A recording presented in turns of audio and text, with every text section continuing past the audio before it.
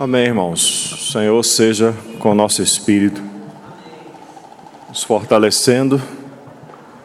E repito mais uma vez, como nós falamos no início da reunião, aonde está o Espírito do Senhor, aí nós temos liberdade. Liberdade no Espírito para Ele mesmo nos libertar, nos liberar, mas também liberdade para nos restringir. Amém?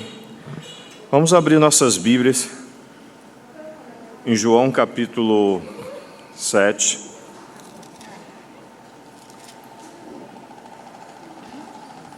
No versículo 37. João 7, 37.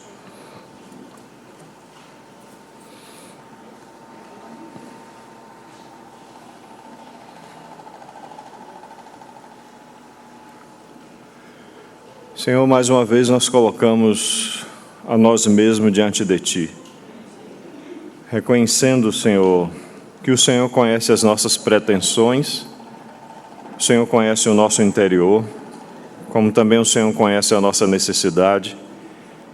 E ao olharmos a Sua palavra, Senhor, que é como um espelho para nós, nós percebemos que o Senhor tem um desejo de que do nosso interior flua rios de águas vivas, Senhor. De maneira que sejamos tomados de tal maneira que a nossa vida não seja mais a mesma, Senhor. Que o Senhor nos ajude, que o Senhor tenha misericórdia de quem fala, de quem ouve, que o Senhor possa nos conduzir aquilo que está no Teu coração nesta manhã. Realmente debaixo do Seu sangue que ousamos levantar a nossa voz e pedir que o Senhor, pelo Seu Santo Espírito, possa nos conduzir nesse texto e falar aquilo, Senhor, que nós não conseguimos falar. Senhor, atingir aquele ponto que nós não conseguimos atingir. Ser poderosamente com o nosso espírito, como ninguém pode ser, a não ser o Senhor mesmo, que está no nosso espírito. No nome do Senhor Jesus Cristo, nós pedimos a Tua bênção e a Sua condução. Em nome do Senhor Jesus. Amém. Irmãos, na semana passada nós tivemos um tempo e falamos um pouco sobre esse texto aqui de João capítulo 37. E falamos tanto do contexto aqui, que o Senhor está nesse último dia e que o Espírito Santo faz questão de realizar, que é o grande dia da festa. Por que o grande dia da festa? Porque estamos no final da festa dos tabernáculos, no finalzinho dele, e a festa dos tabernáculos aponta para aquilo que nós acabamos de fazer aqui na reunião, que é anunciar a morte do Senhor até que Ele venha. Então a festa dos tabernáculos aponta claramente para a vinda do Senhor, ou seja, o Cristo aguardado. Naquele contexto que eles estavam vivendo ali, eles introduziram algo que não tem na palavra de Deus, que era a prática de pegar a água do tanque de Siloé e levar para aquelas bacias de prata e colocavam junto ao altar de bronze. Você não tem esses aspectos, você não tem essa prática designada claramente pelo Senhor, mas eles introduziram algo religioso naquilo que é glorioso, que é a vinda do Senhor Jesus Cristo. Entendeu? Então, a primeira coisa que o Senhor combate aqui é o aspecto religioso daquele povo. Como muitas vezes o Senhor fala a festa dos judeus, mas não era mais a festa do Senhor. A Páscoa dos judeus, mas não era mais a Páscoa pura, como o Senhor estabeleceu. Então, dessa maneira, a primeira coisa que o Senhor combate é justamente o aspecto religioso. E o outro é que era o último dia da festa. E no último dia da festa, se espera que todo mundo já cansado, embriagado, porque eles tomavam vinho. E estavam ali, naquela festança toda, lembrando de muitos aspectos do que aconteceu na vida deles no deserto. Então, no último dia da festa, ele disse, cada um vai para a sua casa. Mas no último dia da festa, algo extraordinário aconteceu. O Senhor, que é a ressurreição e a vida, Ele se levantou e disse claramente, quem tem sede, venha a mim e beba, porque do seu interior fluirão rios de águas vivas. Ele não disse que sairia uma porção de água viva, mas Ele disse que sairia rios de águas vivas do nosso interior. Para isso, na continuação do texto, diz aqui, verso 38, quem crê em mim, como diz a Escritura, nós lemos alguns textos no Velho Testamento que falam que isso aqui é uma profecia, do seu interior fluirão rios de água viva. Isso ele disse com respeito ao Espírito que haviam de receber os que nele crescem, pois o Espírito até esse momento não fora dado, porque Jesus não havia sido ainda glorificado. Então, os rios de águas vivas equivalem justamente ao Espírito Santo, ou a ação do Espírito Santo, ou transbordar do Espírito Santo no nosso interior. E praticamente terminamos a reunião no domingo passado fazendo a pergunta: por que então não fluem esses rios de águas vivas do nosso interior? Não sei porquê, não sei se você já fez essa pergunta. Já fez essa pergunta? Quando a gente muitas vezes lê alguns relatos de livros de irmãos, de biografia principalmente, a gente olha assim: poxa, como é que esses irmãos eram tão cheios do Espírito Santo e eu, depois de algum tempo, ainda não sou tão cheio do Espírito Santo, ou não sou cheio do Espírito Santo, ou não transbordo do Espírito Santo? Então, talvez você já tenha feito essa pergunta e a própria resposta está nas Escrituras para nós, entendeu? E nós falamos para os irmãos, vamos lá para o livro de Ezequiel novamente, e nós falamos para os irmãos que, por esse processo que o Senhor passou, de morte, de ressurreição, ascensão e glorificação, quando ele chega justamente na glória, ele está sentado à destra da majestade nas alturas, da parte do Pai e da sua parte é enviado o Espírito Santo. O Espírito Santo é enviado aqui para essa terra, mas enviado para um lugar específico, para o templo da sua habitação, que somos nós, como lemos aqueles textos lá de 1 Coríntios capítulo 3, e 1 Coríntios também capítulo 6. Então o Espírito Santo ele veio para dentro de nós, e o Espírito Santo habita em nós, mas quando veio o Espírito Santo, também se cumpre aquilo que o próprio Senhor falou: nós viremos para Ele, e nele faremos o quê? Morada. Então não somente o Espírito Santo, mas o Pai, o Filho e o Espírito Santo, eles estão dentro de nós. E em Ezequiel capítulo 43, como nós lemos, esse lugar de habitação, que é o nosso espírito, que é o nosso ser, esse templo que somos cada um de nós, em Ezequiel capítulo 43, versículo 4, diz assim: a glória do Senhor entrou no templo, pela porta que olha para o oriente. O Espírito me levantou e me levou ao átrio interior, e eis que a glória do Senhor enchia o templo. Então ouvi uma voz que me foi dirigida do interior do templo.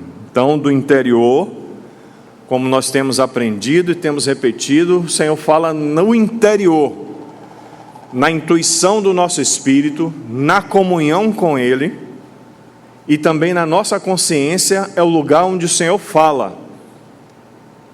Então, do interior, aqui diz claramente: então ouvi uma voz que me foi dirigida do interior do templo, e um homem se pôs de pé junto a mim e me disse, claramente fica identificado quem é esse homem: filho do homem, ele está falando para Ezequiel, este é o lugar do quê?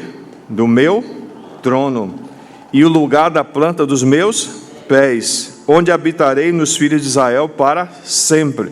Ele está dizendo que o interior do templo é o lugar do trono do Senhor, é o lugar da planta dos seus pés, e é o lugar onde Ele habita. Isso corresponde à oração que o Senhor ensinou aos discípulos: venha o teu reino. Então, o lugar do seu trono, o reino tem que vir para onde o rei está. Então, no interior, o reino de Deus precisa ser manifestado primeiramente dentro de nós. O lugar dos seus pés, ou da planta dos seus pés, como o Senhor falou para Moisés: tira a sandália dos seus pés, porque esse lugar é o quê? Santo, porque o Senhor estava ali. Então, o lugar no nosso interior, e aí vai para a nossa alma e também depois para o nosso corpo, mas o Senhor está falando que é o lugar santo, é o lugar da planta dos seus pés, é o lugar onde Ele caminha. E isso também equivale à oração que o Senhor ensinou aos discípulos: santificado seja o teu nome, também é desde o nosso interior. E a outra coisa, e ele fala claramente aqui: onde habitarei no meio dos filhos de Israel para sempre. Onde o Senhor habita, como falamos para os irmãos, Na nossa casa é feita o quê? A nossa vontade. Na nossa casa é feita a nossa vontade. Então, onde é a casa de Deus? Qual é a vontade que precisa prevalecer? A vontade dele. Então, esse lugar é o lugar que o Senhor escolheu para manifestar o seu reino, manifestar a sua santidade e manifestar o seu governo, manifestar a sua glória dentro deste lugar, ou seja, no nosso interior.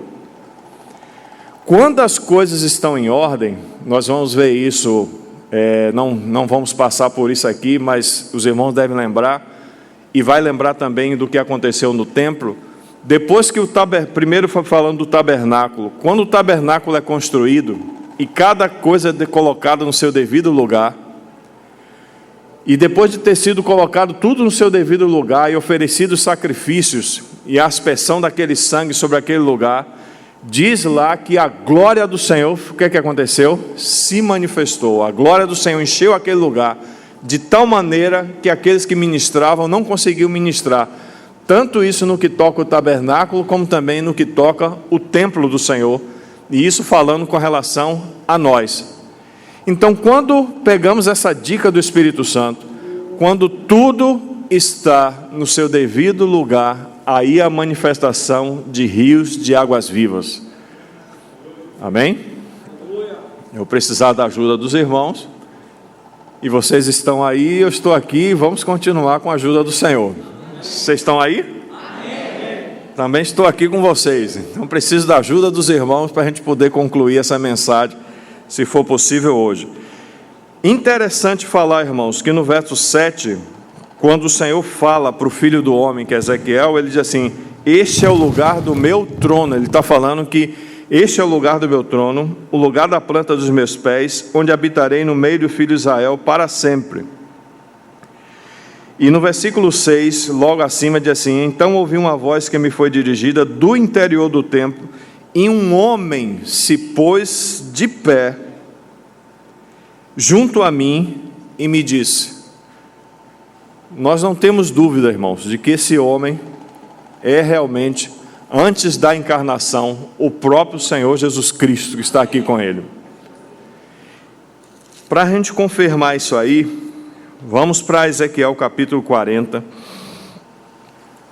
e vamos ver o aspecto deste homem dentro do templo e da visão que o Senhor dá a Ezequiel. E veja essas palavras que são ditas desde o verso 1.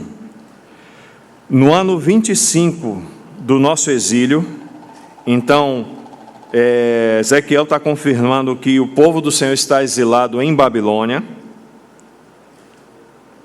Ele diz assim: no ano do nosso exílio, e quem governava lá em Babilônia naquele tempo era Nabucodonosor, no princípio do ano, no 10º dia do mês, 14 anos após ter caído a cidade, preste atenção nessa palavra, caído a cidade, nesse mesmo dia veio sobre mim a mão do Senhor e me levou para lá.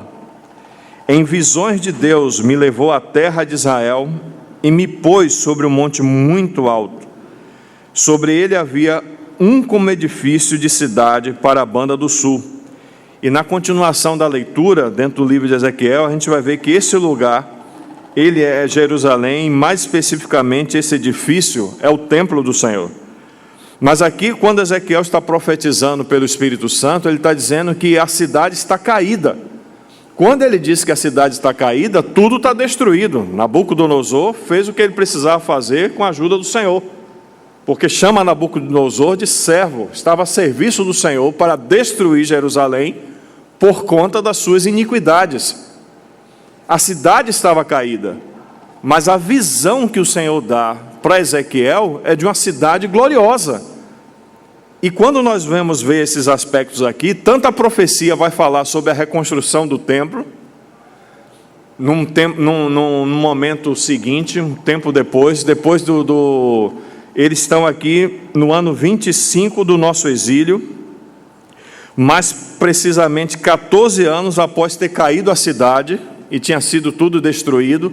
Então você faz a conta, 14 menos 70, quanto daria? 56. 56 anos depois dessa profecia aqui, o Senhor mesmo vai despertar o povo para retornar para Jerusalém, que está completamente destruída, e a primeira coisa que é levantada naquele lugar de completa destruição é o altar de Deus. O altar de Deus é a primeira coisa que é levantada dentro do templo, e depois você tem a reedificação da cidade, depois você tem a reconstrução dos muros, a habitação, tem muita coisa para ser falada, mas não é um encargo falar sobre esse assunto novamente. Mas o que eu quero chamar a atenção dos irmãos é que essa profecia que está aqui, ela vai se cumprir 54 anos depois, 56 anos depois, no seu contexto imediato. Mas futuramente, isso também vai acontecer no milênio. Quando você vai ver aqui, as medidas que são faladas aqui no livro de Ezequiel, não são medidas exatas com relação ao primeiro templo. E até o nosso irmão orou que a segunda glória desse templo será maior do que a primeira.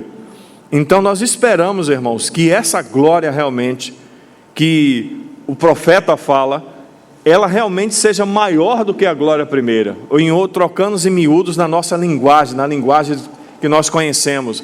Você viu o dia de Pentecostes? Viu, sim. Você viu o dia de Pentecostes. Ele está aqui nas Escrituras. Toda vez que passamos por ele, nós ficamos com água na boca e desejando assim: poxa, eu queria estar nesse dia. Não queria somente estar nesse dia, mas eu queria ser revestido também.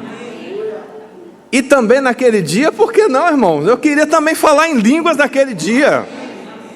E eu queria também ser cheio do Espírito Santo naquele dia. Amém?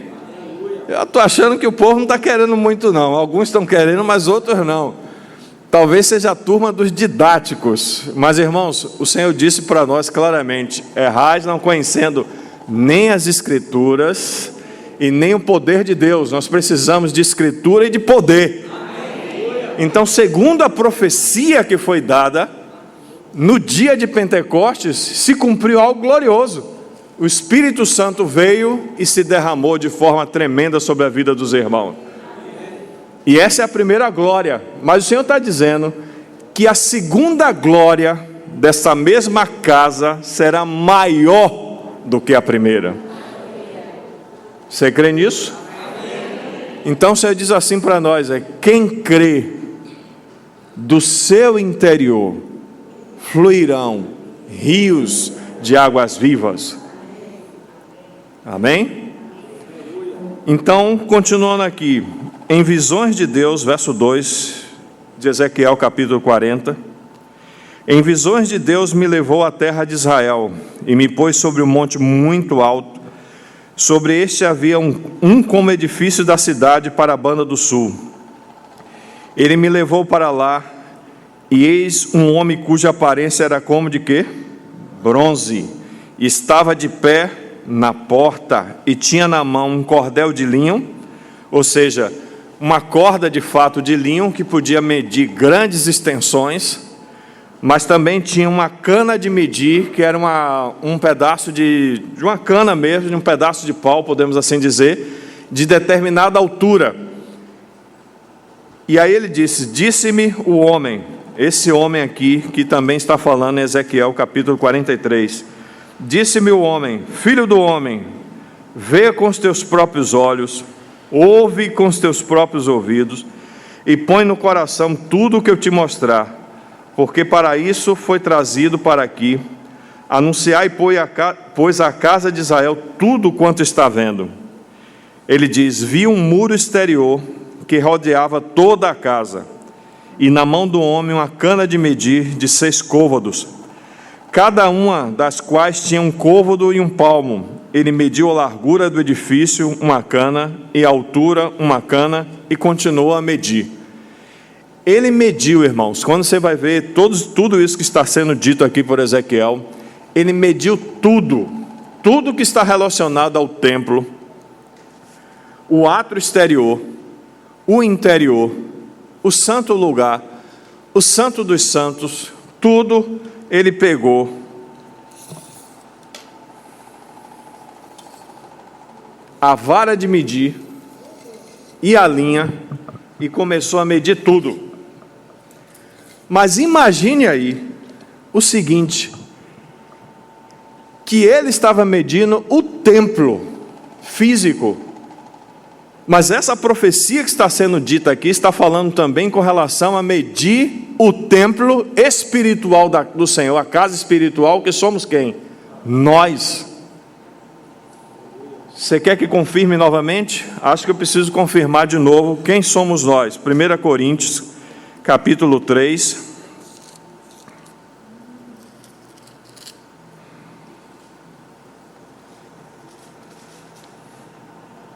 Paulo dá umas dicas maravilhosas aqui com relação a medir. Quando ele fala simplesmente essa palavra aqui no versículo 10. 1 Coríntios 3:10. Segundo a graça de Deus me foi dada, segundo a graça de Deus que me foi dada, lancei o fundamento do edifício como prudente construtor, e outro edifica sobre ele, porém cada um veja como edifica. Porque ninguém pode lançar outro fundamento além do que foi posto, o qual é Jesus Cristo. Ou seja, o fundamento foi colocado em nossas vidas, é o próprio Senhor Jesus Cristo. E ele, como prudente construtor, ele lançou o fundamento. Mas ele disse que nós temos a responsabilidade, cada um veja como edifica. A responsabilidade de cada um de nós é ver como nós vamos edificar. Quando nós chegamos um pouco mais para frente, no versículo 16, ele está falando com relação a nós, e o fundamento que foi colocado em nós. Ele diz assim: não sabeis que sois o quê? Santuário de Deus, e que o Espírito de Deus habita em vós. E no capítulo 6, um pouco mais para frente, versículo 19, Paulo também está afirmando: acaso não sabeis, aí é mais específico, que o vosso corpo é santuário do Deus, é santuário do Espírito Santo que está em vós, o qual tendes da parte de Deus, e não sois de vós mesmos?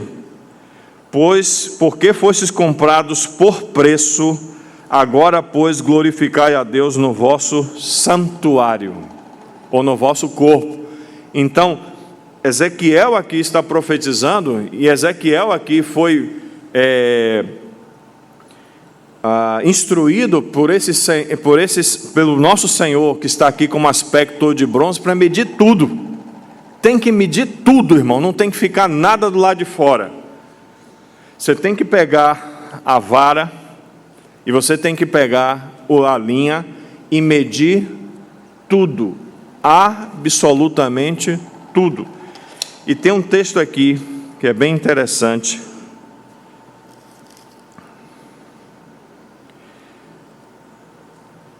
No capítulo 43, verso 10, que diz assim: tu, pois, ó filho do homem, mostra a casa de Israel esse templo, para que ela se envergonhe das suas iniquidades e meça um modelo. O modelo, como está lá em João, capítulo 1 ou 2, falando da própria pessoa do Senhor Jesus Cristo como santuário de Deus. O modelo de Deus, irmãos, é Cristo. Então o que é que nós precisamos fazer? À luz desse homem que está aqui com seu aspecto todo de bronze. Lembrando para os irmãos que bronze na Bíblia aponta claramente para julgamento. Então quando o homem todo de bronze está aparecendo aqui, ele está dizendo para Ezequiel: a sua forma de medir será a sua forma de julgar. Quando nós temos lá em Apocalipse capítulo 2, que o Senhor se apresenta como grande sumo sacerdote, um pouco antes, diz lá, ele demonstra claramente sumo sacerdote com aquelas vestes talares, cingido, mas ainda diz o seguinte, que os seus pés é como pés o quê? O seu aspecto como de bronze. E agora esse sumo sacerdote, que não aparece como todo de bronze, ele está saindo pelas igrejas, e ele está vendo cada detalhe do que está acontecendo em cada igreja, e ele está dizendo: isso aqui eu aprovo, e isso aqui eu desaprovo. Isso aqui vocês precisam se envergonhar e se arrepender, isso aqui precisa ser mais incentivado para que vocês prossigam, permaneçam, perseverem.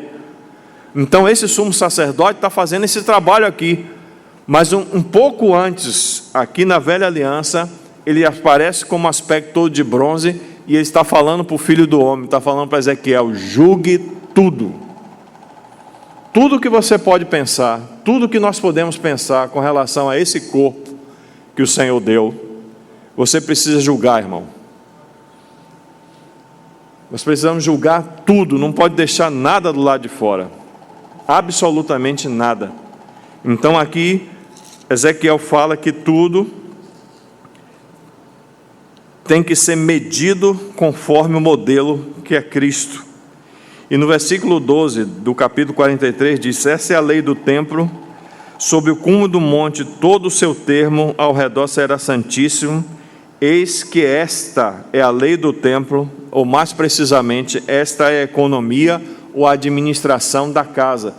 Então, esse corpo que o Senhor nos deu, ele precisa ser administrado de acordo com a lei da casa, que é o modelo, o Senhor Jesus Cristo. Então, se tem coisas que estão fora da medição do Senhor, aí o Senhor diz assim: sua perna vai ter 1,20 m, não pode ser maior do que isso. Seu braço tem que ter a quantidade certinha, não pode ser menor nem maior, tudo tem que ser julgado. E para confirmar isso, vamos ler um texto aqui em Mateus que é bem interessante.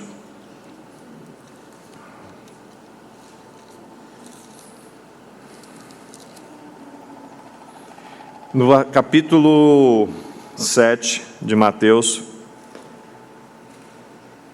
no verso 1, diz assim: não julgueis, para que não sejais julgados. Pois com o mesmo critério, pois com o mesmo critério que julgardes, sereis julgados. E com a mesma medida que medires, o que é que vai acontecer? Vos medirão também. Por que vês tu o argueiro no olho do teu irmão, porém não repara na trave que está no teu próprio? Ou como dirás a teu irmão: deixa-me tirar o argueiro do teu olho, quando tens a trave no teu? Hipócrita, tirai primeiro a trave do teu olho, e então verás claramente para tirar o argueiro do olho do teu irmão. Quando nós partimos o pão, isso é tão... muitas vezes nós passamos de forma tão corrida pelas Escrituras que não percebemos o que o Senhor está querendo que nós façamos nesse primeiro dia da semana. Quando nós partimos o pão, nós temos a instrução clara do Espírito Santo, por boca de Paulo, que ele diz claramente em 1 Coríntios capítulo 11, ele diz assim: examine-se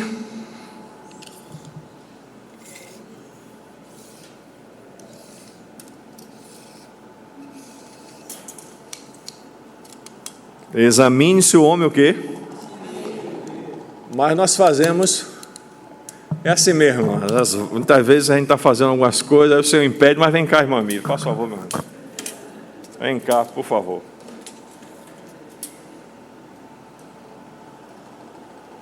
O Senhor está dizendo para examinar quem? Hã? Examinar quem? Mas o que é que nós fazemos quando nós chegamos na reunião de partir do pão e durante a semana toda?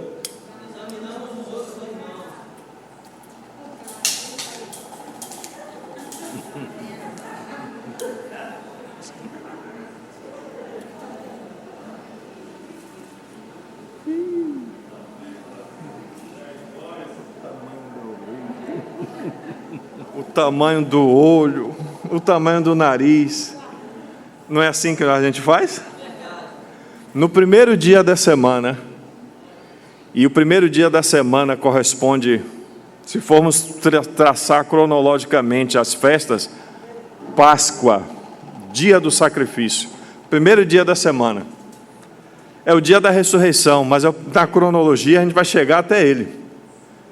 O que é que está acontecendo? O Senhor está chamando a nossa atenção que no primeiro dia da semana e todos os outros dias da semana que viriam até o próximo domingo, nós deveríamos o quê? julgar a nós mesmos. Mas nós fazemos o contrário. Muitas vezes nós chegamos na reunião de partir do pão, aquele irmão vai partir o pão? Eu não acredito. Obrigado, meu irmão. Pode até ficar com ela. Mas nós fazemos justamente isso. No primeiro dia da semana, nós não examinamos a nós mesmos. E veja que o examinar a si mesmo, é interessante o que o Senhor está falando. Obrigado, meu irmão. Pega aí, irmão, 1 Coríntios capítulo 11.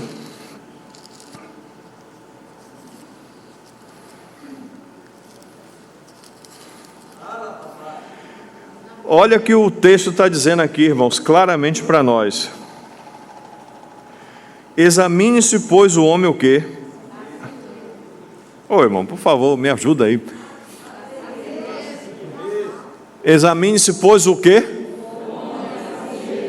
Examine-se o homem o quê? E assim, coma do pão e beba do cálice. Veja o que continua. Pois quem come e bebe, sem discernir o corpo do seu irmão ou da sua irmã. Sem discernir o corpo. Isso tem a ver, irmãos, com um corpo que é místico, onde todos nós estamos inclusos, e isso fala da habitação de Deus no nosso espírito, e esse Espírito Santo nos batiza para dentro de um único corpo, e somos agradecidos ao Senhor. Mas ao mesmo tempo que fala de corpo, nós precisamos examinar nós mesmos. O assunto não é somente o corpo místico, no meu entendimento, é examinar. Ele está falando, examine a si mesmo, se a vida que nós estamos levando não está trazendo prejuízo para o corpo. E aí Ezequiel vai falar para nós que nós precisamos, irmãos, examinar tudo, desde o nosso espírito, até o nosso espírito humano regenerado. Ele pode trazer problema para nós, para uns, para os outros. Aí, irmão, que é isso? Mas o espírito humano foi regenerado, então não peca mais. Quem lhe disse? Pega aí 1 Coríntios também. Não sei se seria... Não, 2 Coríntios. Capítulo 6. Tudo que está relacionado aqui, irmãos, no capítulo 6, pelo menos a partir do versículo 14, até o versículo 17, o Senhor diz assim: retirai-vos, pois, do meio deles, separai-vos, diz o Senhor, não toqueis em coisas impuras, e eu vos receberei. Serei vosso pai, vós sereis para mim filhos e filhas, diz o Senhor Todo-Poderoso. Tendo, pois, ó amados, tais promessas, o que é que ele diz aqui? Purifiquemo-nos de toda impureza, tanto da carne como do Espírito, aperfeiçoando a nossa santidade, aonde? No temor do Senhor. É interessante que ele associa santidade com temor. Por quê, irmãos? O Espírito Santo, através de Paulo, faz isso. Porque se nós tivermos uma consciência plena, e nós precisamos ter uma consciência que funcione de forma plena diante do Senhor, nós vamos perceber que essa consciência plena vai nos levar ao quê? Ao temor de Deus. E o temor de Deus nos leva à santidade. E a santidade, ela começa desde o nosso interior, desde o nosso espírito humano regenerado, habitado pelo Espírito Santo, mas ainda assim pode trazer problema. Quer ver? Por exemplo, idolatria é um pecado, irmãos, espiritual, que muitas vezes ninguém vê. Alguns podem idolatrar o seu cabelo, outros idolatram o seu olho, outros idolatram coisas que ninguém pensa, mas está lá no nosso interior, e a contaminação, se nós não julgamos, não medimos, o que é que vai fazer? Vai impedir do Espírito Santo fluir dentro de nós. Os pecados da carne, acho que a gente não precisa nem mencionar nenhum pecado da carne aqui, que a gente já conhece de có e salteado. Não é por causa dos outros, não, é por causa de nós. O Senhor tenha misericórdia de nossas vidas. Mas tem coisas, irmãos, no nosso interior que precisam de serem julgadas. Nós não temos que vir para a reunião e passar a semana toda, você viu o que aconteceu com fulano e com ciclana? Mas a gente não chega diante da bacia de bronze, onde a água está lá, e refletida a nossa imagem, diz assim, poxa, quão terrível eu sou, e quão destrutivo eu sou, e quanto prejuízo eu tenho trazido para mim mesmo, e esse prejuízo, irmãos, também se estende à vida dos outros, compreende? Então, quando o Espírito Santo aqui está usando o próprio Senhor para falar essas palavras, ele diz, pois com o critério que julgardes, voltando para o capítulo 7 de Mateus, esses pecados do Espírito, em outra oportunidade, se o Senhor nos der, a gente fala sobre eles. Mas no capítulo 7 de Mateus, no versículo 22, diz assim, pois com o critério com que julgardes, serei julgados, e com a medida que tiverdes medido, vos medirão também. E a gente pega esse texto aqui à luz do que estamos lendo em 1 Coríntios, agora voltamos para 1 Coríntios capítulo 11, ele diz assim, examine-se, pois, o homem a si mesmo, e assim coma do pão e beba do cálice, pois quem come e bebe sem discernir o corpo, come e bebe juízo para si. Eis a razão que há entre vós muitos fracos e doentes, e não poucos que dormem, porque se nos julgássemos a nós mesmos, não seríamos julgados. Irmão, o Senhor está nos dando, isso é um grande privilégio, um tremendo privilégio. Todos nós sabemos que um dia vamos comparecer perante o tribunal de Cristo. Paulo fala disso de forma muito clara. E o tribunal de Cristo, ele tem desdobramentos. Alguns irmãos dizem de forma leviana, vamos resolver isso no tribunal de Cristo. Nós temos, irmãos, a oportunidade de nos julgarmos a nós mesmos. Antes do tribunal de Cristo, a gente se vê diante do Senhor, e junto com aquele homem que apareceu para Ezequiel, todo de bronze, e aí você pega, irmão, a sua varinha de medir, e você pega o seu cordel também de medir, e começa a medir desde o seu interior, e não a vida dos outros. Porque se nos julgássemos a nós mesmos, não seríamos julgados. Mas quando julgados, somos o quê? Disciplinados pelo Senhor. Irmão, antes que o Senhor se antecipe, nós podemos dizer, Senhor, eu quero resolver esse problema aqui. Tem alguns problemas, irmãos, são só conosco, mas tem outros que tocam a vida de outros irmãos. Nesses dias que estamos vivendo, nunca vi tanto julgamento, irmão. E algumas vezes você recebe ligações de irmãos até de fora para falar mal de um e de outro. Mas eu nunca vi ninguém ligar, pelo menos não tenho ciência. Isso de fora, né? Irmão, estou ligando para você porque eu cheguei à seguinte conclusão, rapaz, eu sou terrível. Você não sabe a quantidade de problema que eu trouxe para a vida dos irmãos e para mim mesmo. Mas você não vê isso. Mas você vê o quê? O contrário. Julgamos muita coisa. Julgamos uns aos outros. Julgamos desde o presidente da República, os seus ministros e tantas outras coisas, mas não julgamos a nós mesmos. E aí a gente pergunta, por que o Espírito Santo não flui? Porque estamos julgando a pessoa errada. É interessante, quando Jesus disse assim, quem quiser vir após mim, negue-se a si mesmo, tome a sua cruz e siga-me. Naquele dia, antes da morte do Senhor, Pedro resolveu negar alguém, mas ele negou a pessoa errada. Assim também, irmãos, nós também estamos negando a pessoa errada. Nós precisamos negar nós mesmos, nos julgando.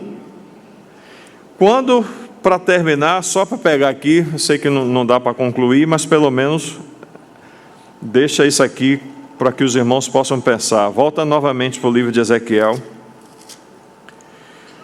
no capítulo 47,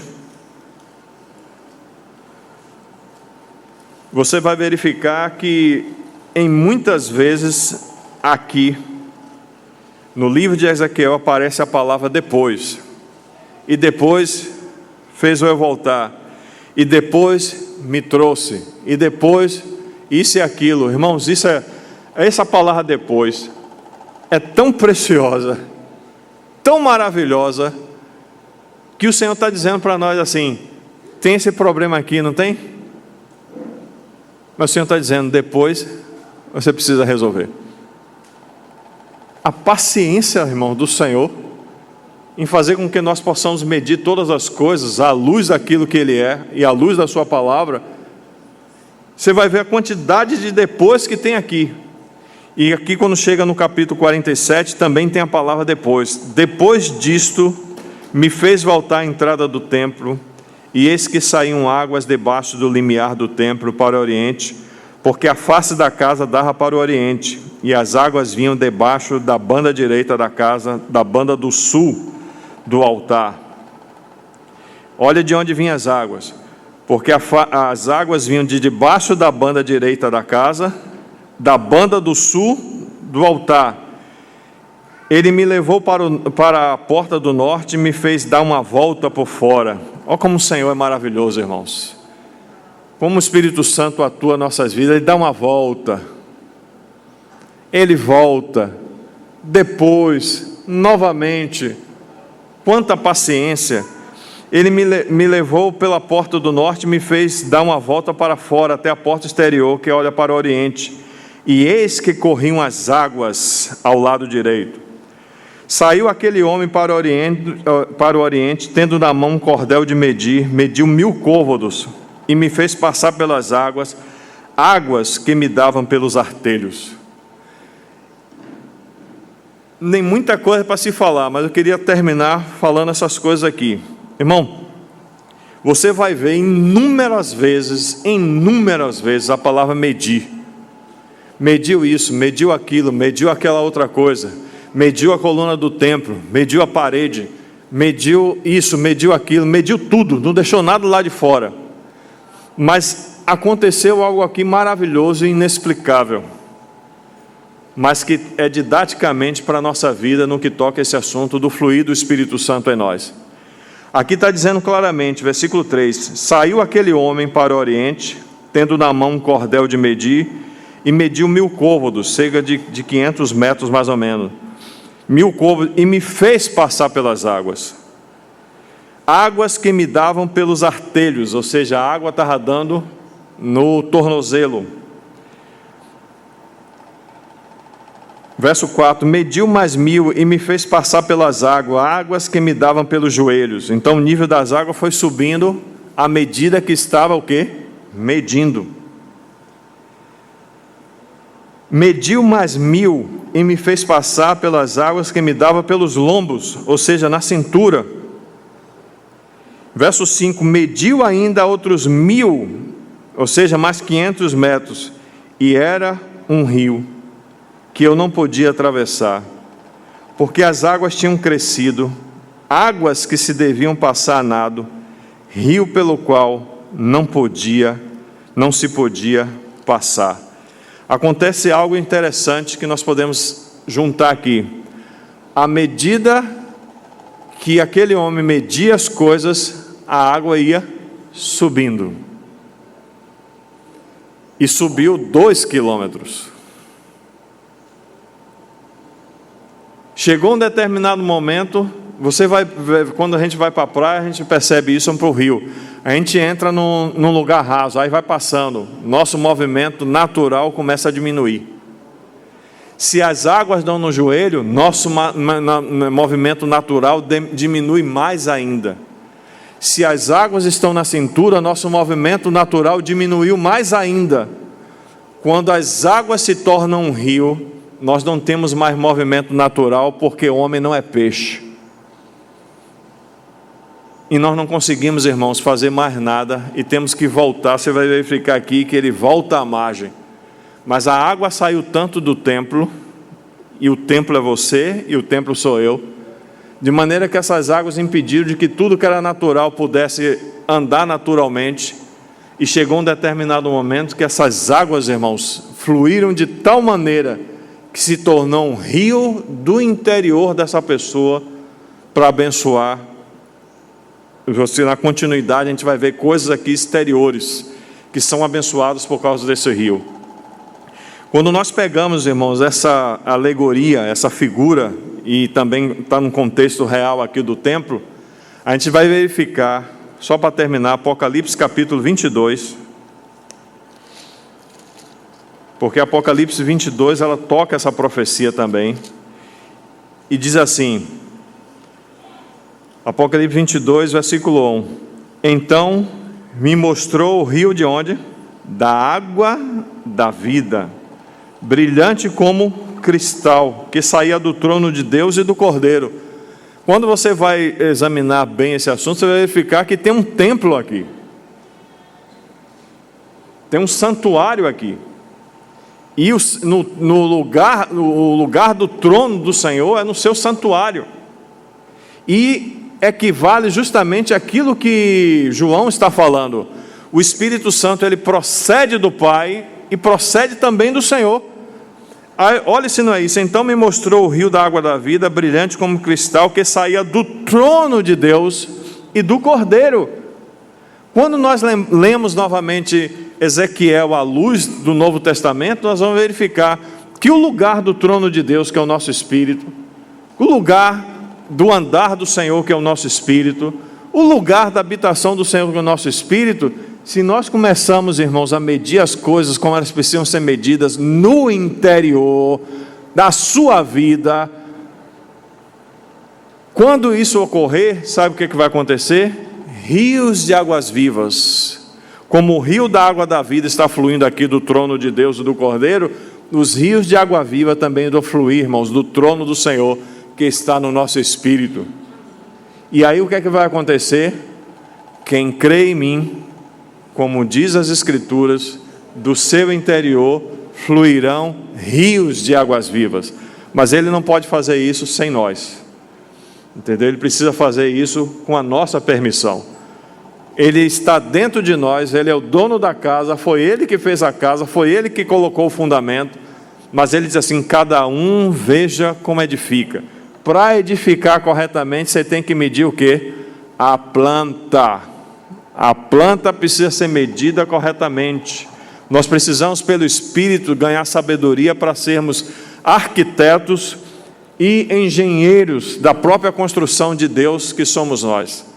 E aí, irmão, vai chegar um determinado momento que na reunião vai ter tanta manifestação do Espírito Santo que aí os irmãos vão ter que dizer assim, irmãos, para um pouquinho, entendeu? Porque senão a reunião vai se estender de tal maneira que a gente não sabe que hora vai sair, mas isso será glorioso, entendeu? Então quem crê em mim, diz o Senhor, como diz as Escrituras, do seu interior fluirão rios de águas vivas. Amém, irmãos? Senhor nos ajude, se der a gente continua ou não, o Senhor é que sabe. Senhor, colocamos todas essas palavras que são tuas diante dos nossos próprios olhos. E temos que reconhecer, Senhor, que há tanta coisa ainda em nós, que precisa de que nós julguemos essas coisas à luz da sua palavra. À luz, como diz a tua palavra em Ezequiel, da economia do templo. Senhor, tenha misericórdia de cada um de nós. E te agradecemos pelas palavras que o Senhor colocou e depois retornou, e depois voltou, e depois isso e aquilo. Senhor, reconhecemos aqui a tua paciência. Que o Senhor nos ajude a julgarmos corretamente a nós mesmos. Que o Senhor nos guarde também de entrarmos numa introspecção, mas que o Senhor nos ajude a julgar as coisas com o Senhor que está no interior do templo. O Senhor sabe o que precisa ser julgado, o Senhor sabe o que precisa ser colocado para fora, e o Senhor sabe o que precisa ser colocado para dentro. Por isso pedimos a Ti, Senhor, humildemente, que o Senhor tenha misericórdia de nossas vidas e nos ajude, no nome do Senhor Jesus. Amém. Amém.